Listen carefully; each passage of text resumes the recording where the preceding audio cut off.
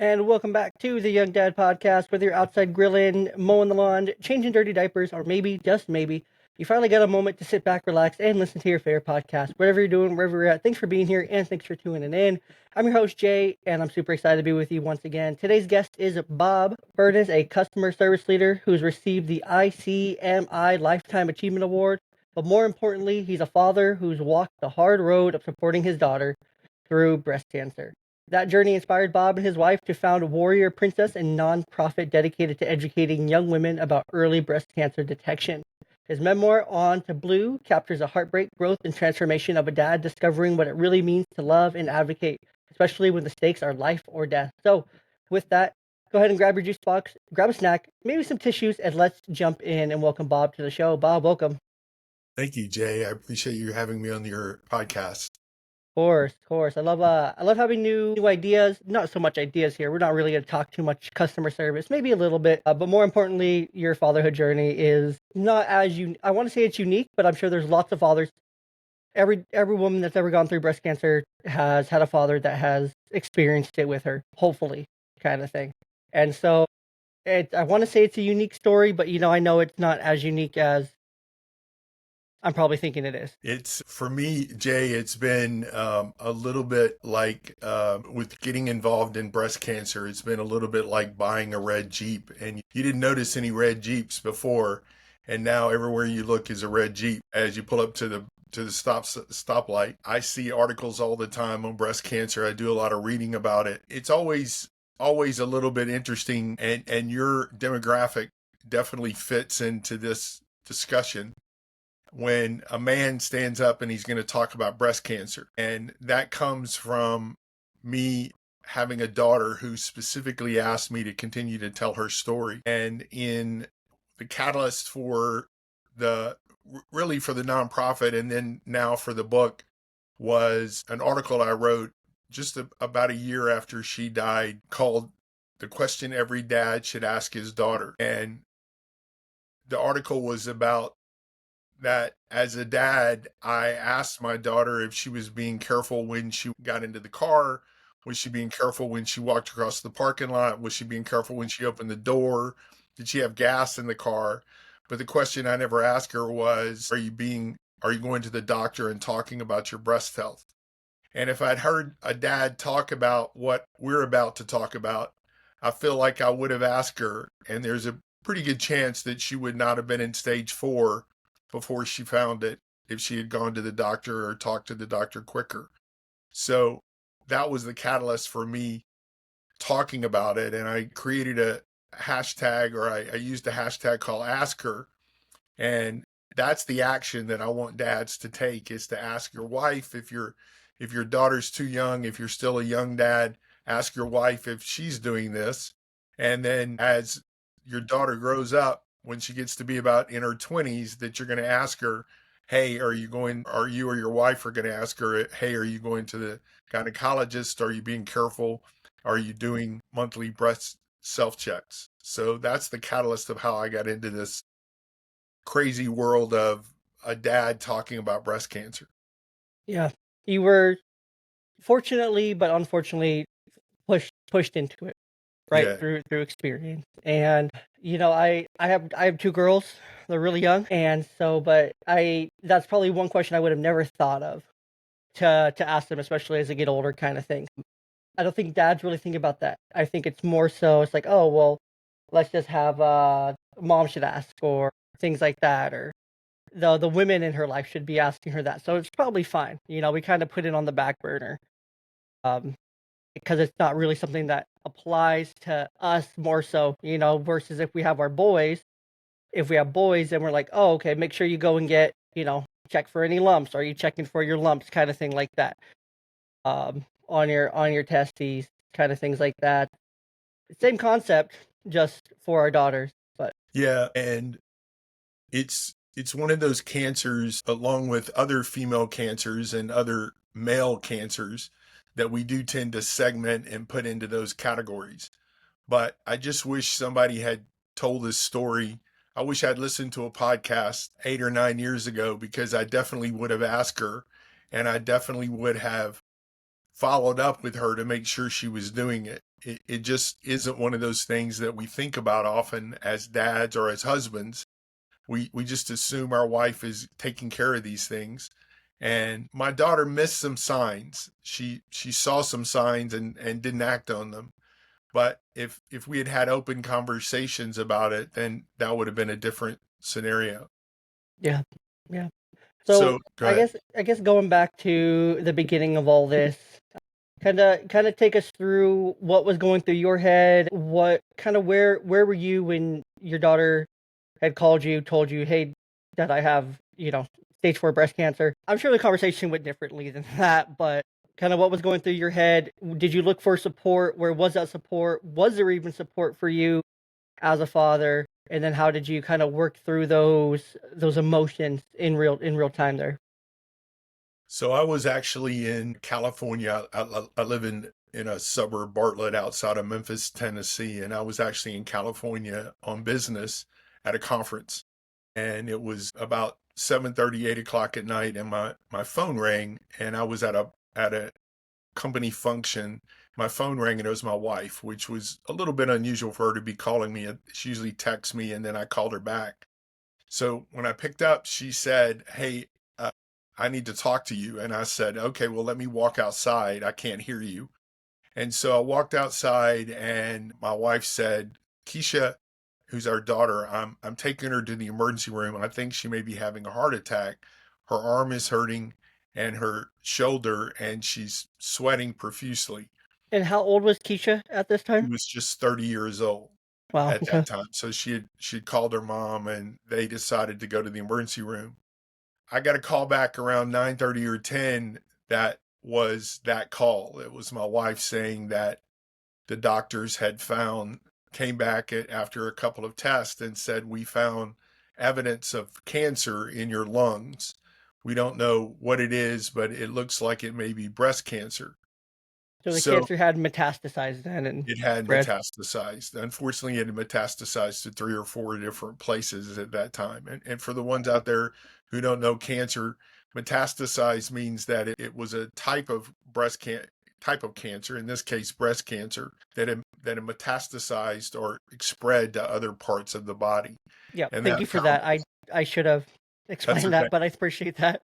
That's okay. And the staging of cancer is typically in how many different places it is. Stage 1 is typically controlled to the original place. Stage 2, it's in the lymph nodes. Stage 3, it's in other parts of the body. And stage 4, it's in multiple other parts of the body. So she was at stage 4 when I took a flight out, a midnight flight out. I got it back at 9 o'clock the next morning. My wife was already in the process of getting her an appointment with the oncologist that she had used about 10 years earlier, 15 years earlier, when she was diagnosed with non-Hodgkin's lymphoma. But we went to the doctor, and the doctor, you know, I talk about in the book that that experience. The doctor validated have stage 4. You have breast cancer that has metastasized. I don't remember him saying which stage it was.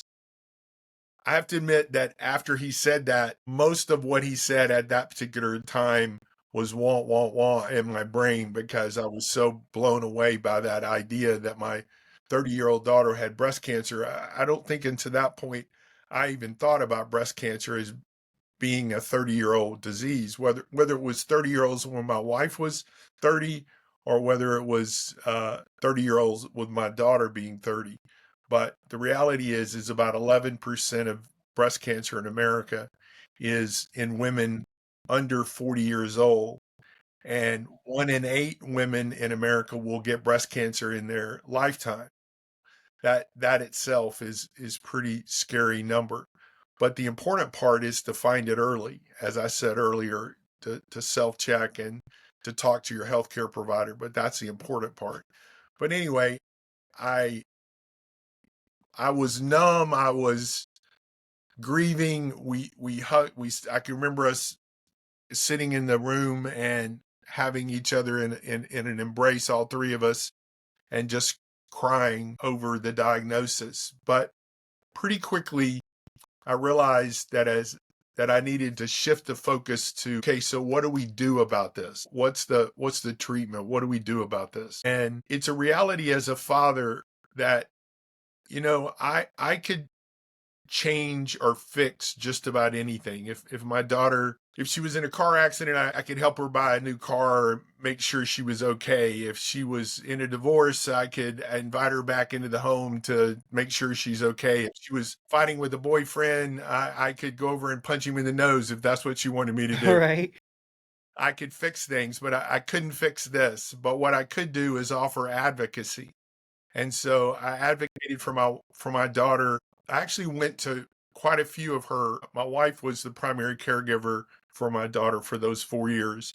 And she would take her to the doctor every time, to the oncologist, which was a lot when you're in stage 4. But I went to some of the appointments also, the times when they were changing meds or those kind of things. The role that I took was to be the advocate, that when the doctor was talking about all the bad things that were happening, that I was the advocate to bring it back to what's the possibility. And my daughter actually took over that role pretty quickly, to the point that a doctor would say, we're going to put you on this particular kind of meds or this particular protocol. And she would always say, so what's next? If this doesn't work, what's next, Dr. Schwartzberg? And so that was my role. I felt like, as a dad. I also took the role of, hey, let's don't focus on how this happened, because it really doesn't matter. Now, somewhere later on, we went back and talked in pretty much detail about what she missed and how we missed it. And, I talked about, I'm so sorry, I didn't know that this was a possibility. And we had some tears, but she said, I want you to tell my story, Dad. Tell my story to everybody that you see, because I don't want any other fathers and moms to go through what you're going through. And I don't want any more women to go through what I'm going through. I should have caught this earlier. So that was her message to me. And that is what we did, both with the nonprofit and then eventually with the book. Very cool. It it's one of those things, right, where you kind of have to not worry about the how, and you have to shift all the gears to the present and to the now. And there's no time really for the well, shoulda, woulda, couldas, but we didn't, and we missed this, and how did this happen, and getting lost in those thought patterns, right? Because that's just going to take away from the present and from being together. Once you got the news, and once were there timelines given to you guys throughout the process of how long she likely had, or things like that? Jay, I don't know that we ever asked that question, and I don't know that the doctor ever told us. We both went to Google. We went to Google. Dr. Google, and read what we shouldn't have read, probably. Yep. Which I And think is just human habit. It's just how we are. my daughter did the same thing. My wife did the same thing. I can remember one night we're sitting on the couch, and I said, this was 2 or 3 nights into this, and I looked at her and I said, have you Googled this? And she goes, yes. And I go, yeah, me too. And then we had this moment of reality of how bad it was. Stage 4 breast cancer is what we used to call terminal cancer, which typically meant that, if you didn't, that this was cancer that had a high propensity for you to not survive more than 5 years. So we knew it was a short time. I also have to admit, though, that I've had some pictures pop up uh, on my cell phone this week of us at the beach with her in 2018, she died in November of 2018. And I have to admit, we thought she was going to live much longer. We tried to pack everything we could into those 4 years, Okay, but so she we got the never, diagnosis in 2014 then. she got the diagnosis in 2013 and 13. died I said 18, and she died in 2017. Sorry. But we didn't expect that death would come that fast. But what happened was, once it metastasized into the liver or into the brain, then the the ability to knock it down becomes much worse. But I'll go back to something we were talking about, and you said about the advocacy. So as a father, you may be out there and you may face that one of your children get cancer. It could be young cancer. I've got a very close friend in Missouri whose daughter has leukemia, and I spent some time talking to her about the realities of what it was like to lose your hair, what it was like to be afraid, and her daughter was afraid, and how you talk through those things. But as a dad, you can take the role of being the advocate and being the person who's going to fix everything that you can fix. I decided that I was going to give her as much life as we could give her. So we created a bucket list, and on her bucket list was to go see Luke Bryan, because she was a Luke Bryan crazy person. She loved Luke Bryan, and she ended up seeing Luke about 8 times in that 4-year period.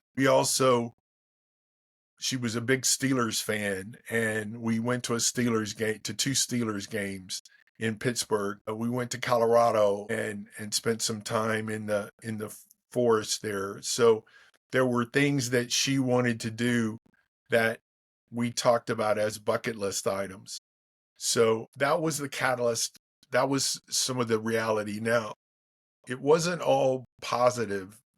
Grief is such a thing to explain and to live through. And the reality is with stage 4 breast cancer, you begin to grieve earlier than the actual death, because you know that this is reality. But then when the death comes, you're surprised by it, and then you live through all the stages of grief. And it was that for me. There are sometimes I can tell this story on a podcast or tell this story live at an event, and there are no tears.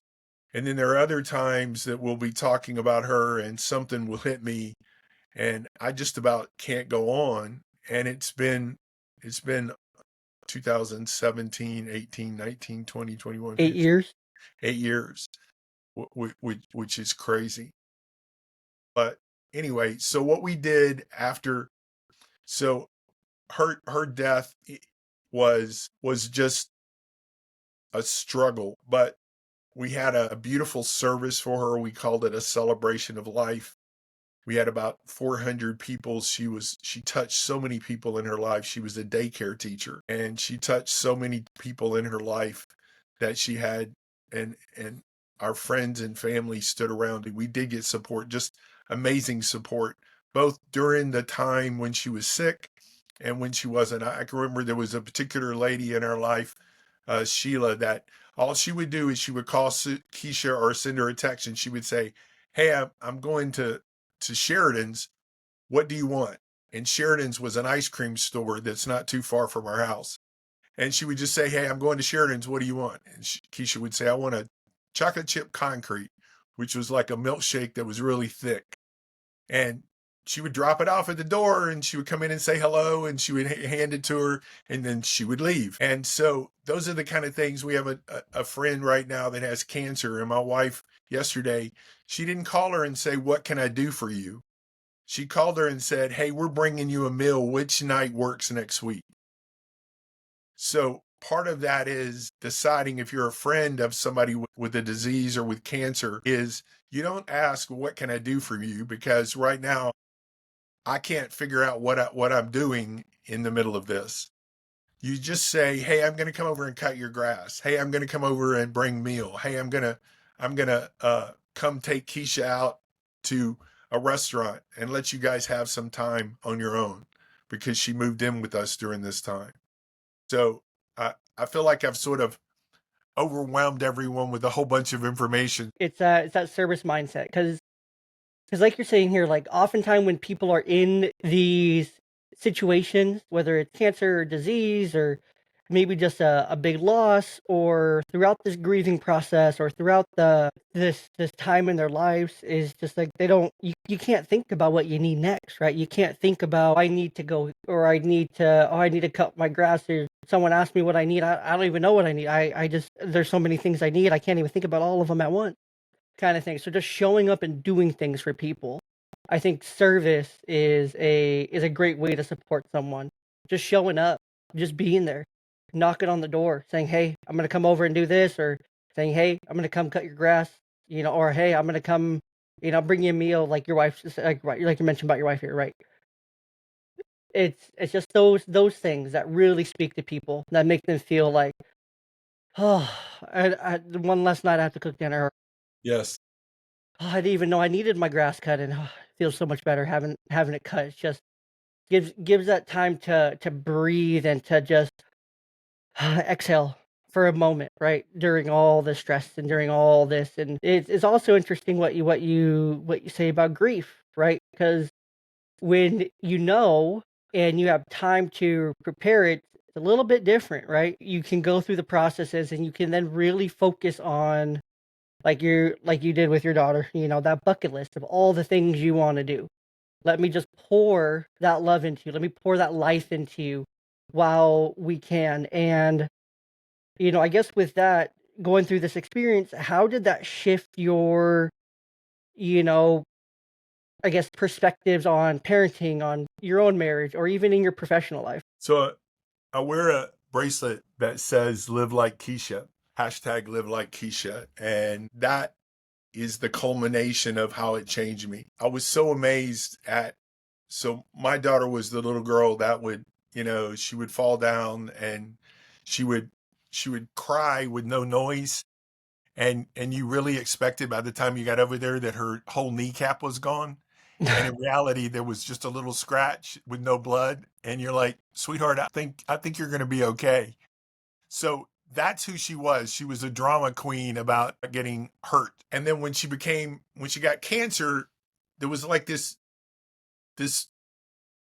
switch flipped and she became this amazing, strong woman who looked at life through glasses of how do I live another day?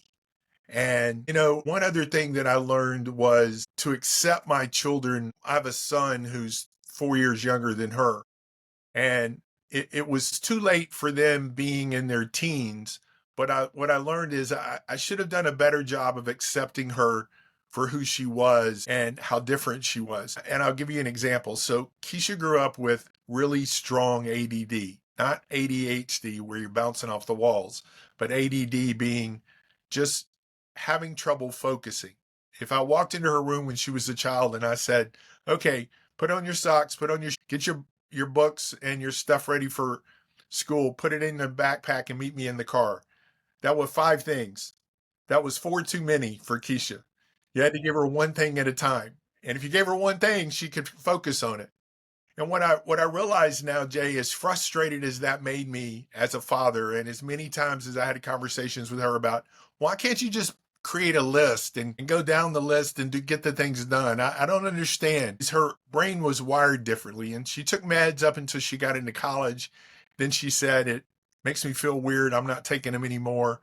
But her ADD, what was so frustrating to me as a father became her superpower when she got cancer. And here's what I mean by that.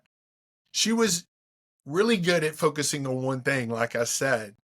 And so her one thing became to live.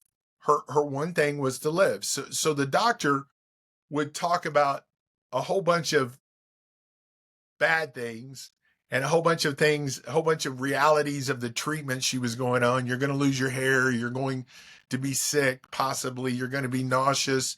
It's going to last for 12 weeks. Like all of these things. And what she heard was, this is going to make me better.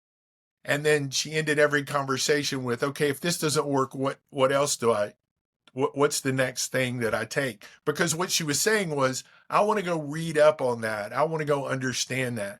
So her ADD and her ability to focus on one thing, which was to live, became her superpower. And what I realized is all of those frustrations that I had about her when she was a young child had now become so positive in her life. And it was what sustained her for those 4 years.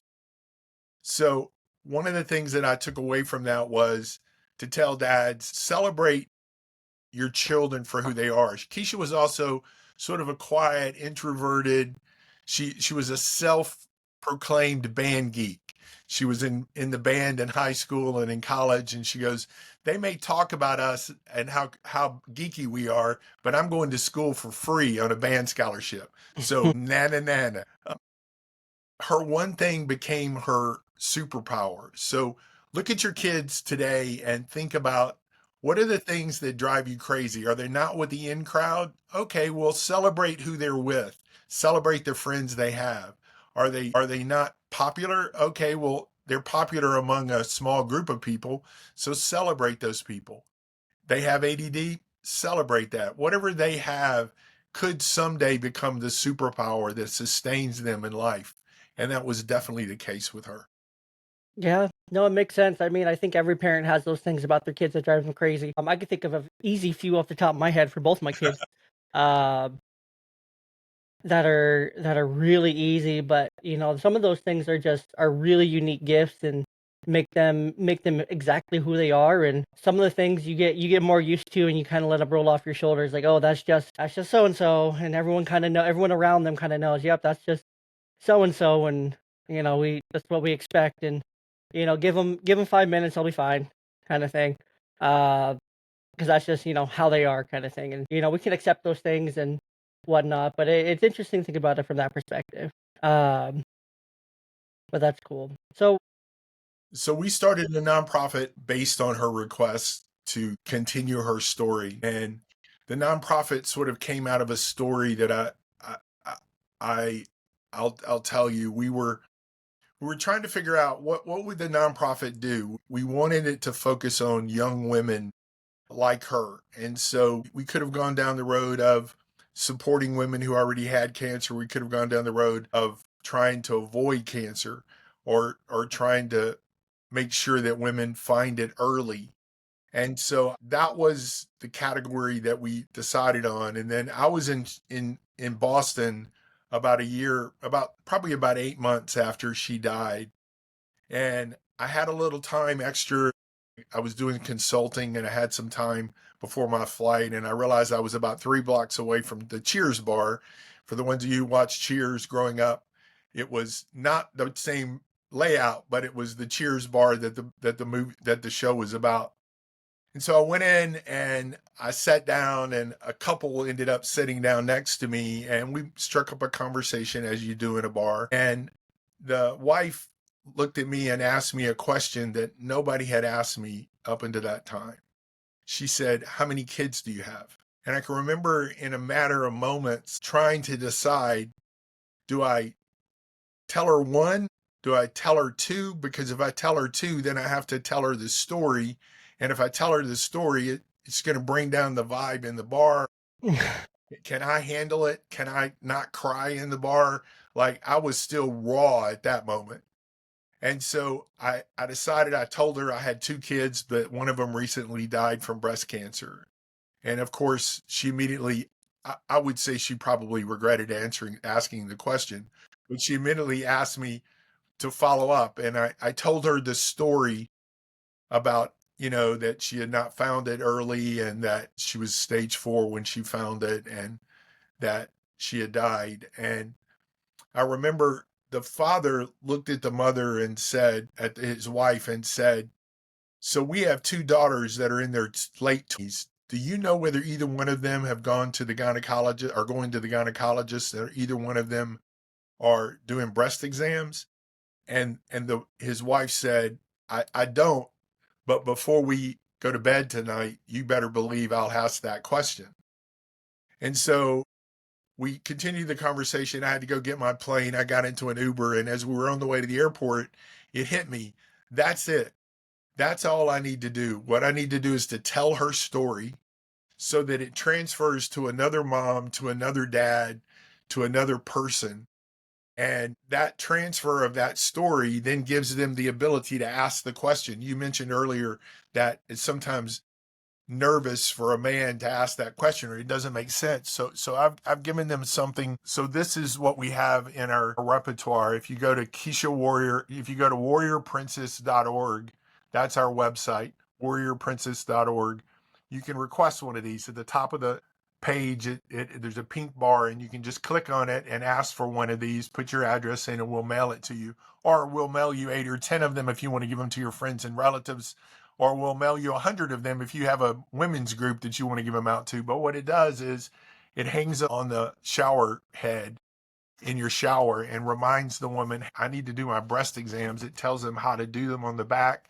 We have videos on our website that also does that explains exactly how to do your, that little pink bar at the top that you're showing is where you click, and it takes you to uh, to but what that card does is it hopefully reminds the woman to do her breast exam. You should do them on a monthly basis, but if you miss a month, the best thing you can do is just do it now. And the reason for doing that is to uh, to find it early. So that was the catalyst of our nonprofit. We decided to do a nonprofit that focused on that. We've handed out over 65,000 of those cards in the Wow. last 4 years, and we partner with the West Cancer Foundation and clinic here in Memphis to distribute them, which is our largest partner. We have a couple of companies that we work with. We have one company called Ryan and Rose, which is a baby brand that is the perfect demographic for the women in our age group, because they cater to women who have small children, like pacifiers and teething things and that sort of thing. It's called Ryan and Rose. They're a corporate partner, and they actually send a card in every order as the checkout process. The lady can say, do you want this? It tells a little story about their support of the warrior princess, and they do that. The nonprofit has been wildly more successful than I could ever imagine it to be. We still have a long ways to go to reach as many people as we can, but that's our goal, is to reach women and men and remind. But because, by the way, there is a percentage of men who have breast cancer. I don't talk about that a lot, but men need to make sure that their wife is checking themselves, and that as their daughters grow older into the 20s. Absolutely. So that's really cool. 65,000 of those cards. That has had to translate to probably more than has been reported of, women catching it, others catching it, and being able to go in early and get checked, even if it was just a suspicion, and talk about it and bring more awareness to it. I mean, there's a whole month dedicated to breast cancer awareness, and it's really cool to see. But I guess when it comes to breast cancer, are there any myths, I can't even say that word right, or misconceptions that people need to unlearn, or that they need to kind of get out of their heads when it comes to breast cancer? I think the myth of the age is probably the biggest myth or misconception. We don't think about breast cancer. Probably a woman doesn't begin to think about breast cancer until she's in her 40s, late 40s or early 50s or 60s. Maybe even thinks it's a disease of 60-year-old women, because that's typically where women are diagnosed. Although if you pull up on Google young breast cancer, you will find that in the last years that we have data, which is in 23, that not in relation, they don't believe that this number increases in relation to COVID. They believe it's in relation to to other reasons. But breast cancer in young women is going up. At the same time, survival of breast cancer in young women is also going up. But that's because of things like what we do, where women check themselves. I know we went to a college recently, and it was a college of nurses, and we were a little bit surprised at how many women were oblivious to the reality of the need to check, and oblivious to the fact that breast cancer can come very young in life. So that's myth number one. A misconception is that I can only get breast cancer if somebody in my family already has breast cancer. That is a factor. And in fact, if you're 30, 35 years old and you have a mom who had cancer, you can get a, a mammogram paid for by your insurance company. But if you don't have cancer in your family, then the doctor has to jump through a lot of hoops to be able to have a mammogram, has to find something that they believe is cancer. So 80% of cancer in women are found by themselves. 80% of breast cancer are found, not finding cancer, but finding a lump or finding uh, nipple change or anything about the breast that's different. And that's the reason why we say it's important to do your self checks, for your wife to do her self checks, because she needs to know her breast. She needs to know that this is different than it was last month. This is different than it was 2 months ago. I need to do something about this. I need to go to the doctor and talk with my doctor about it. And that's where the 80% comes from. Very cool. Well, Bob, this story about Keisha and her story and the story that you went through as her dad and her advocate and all the things in between is just incredible. And the work you're doing with Warrior Princess is really great. I don't want to cut us too short here. I still got a few questions. But is there anything about the meat and potatoes of today's conversation that you still like to mention or talk about? Well, originally the reason that you and I found each other was because of my book, the new book that just released back in let's see, we released it in May, April or May. It's a book called On to Blue, and most of the stories that I've told you are in the book, including many more stories.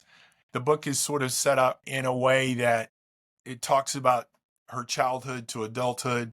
It talks about the diagnosis, telling stories about the diagnosis. I remember one time I went to the doctor with her and I got into the doctor seat and the doctor started asking, this was a doctor we had never seen before, and he started asking female questions. And I went, hold on a second.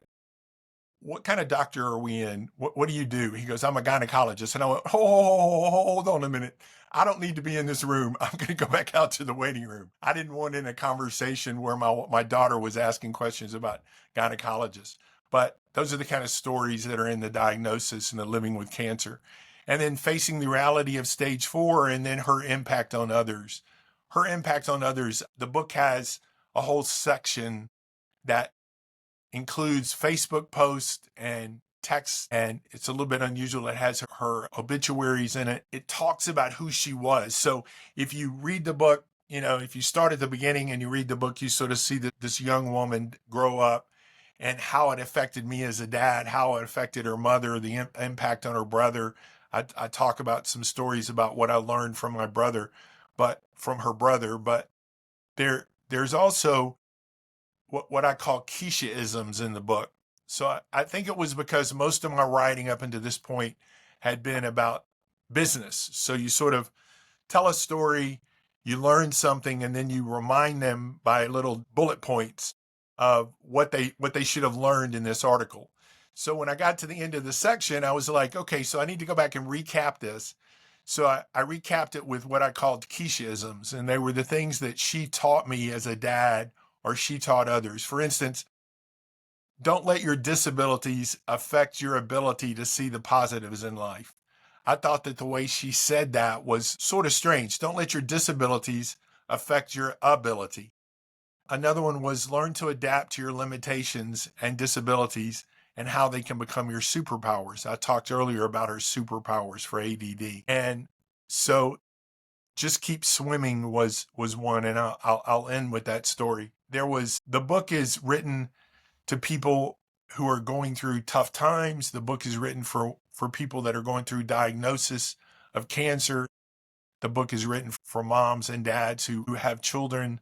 It's written I've had a friend of mine who lost a daughter, and she said, to a car accident, and she said, wow, this caused me to relive a lot of things I haven't relived in a long time, but it helped me put things in order and put things in reality and to realize that I need to go through all the processes of grief to be successful at this. So I would just say the book is called On to Blue. You can find the book on our website at warriorprincess.org. Sorry, warriorprincess.org. You can also find it on Amazon by searching on to Blue book. It will come up and you can buy the book. Definitely. Well, Bob, I appreciate the conversation today. How I end every podcast is the same. It's to bring a little bit of fun Okay. and to kind of relighten the conversation, Yeah, we and finished to a little send deep today. we did, and to send us both off in higher spirits a little bit. So we're gonna head into the dad zone if you're up for it. I'm up for it. I love it. Perfect. So That's my favorite part of life is being a dad. perfect. So we're gonna jump into the dad zone here. It's just 4 questions, pretty straightforward, pretty fun questions. For first question here, who are 3 people, dead or alive, that you would like to invite to a dinner party? Well, I should be ready for that. I've asked that question to others before. My mom, because I would love for her to see my grandkids, her great grandkids. I would definitely invite my mom. She died of a glioblastoma cancer about 20 something years ago. So my mom would definitely be at the top of that list. I would love to sit down with uh, Obama because I'm a political wonk, and I would love to ask him questions about how he dealt with the country in that time frame. What what were his strengths and what were the things that he learned? I love to watch him speak. I've seen him speak live at Dreamforce before. And then the third one would probably be somebody in my family that I lived back in the 1800s or 1700s that I don't even know, but could give me insight into what it was like to live in that time frame. Very cool, very interesting. What is your guilty pleasure food? Ooh, anything that's sweet. Like I'm a sweetaholic. I'll take.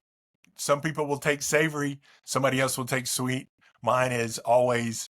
I would love to have a donut right now. I would love with chocolate covered icing, chocolate icing, and white cream on the inside. Does pineapple go on pizza? It does not. It does not.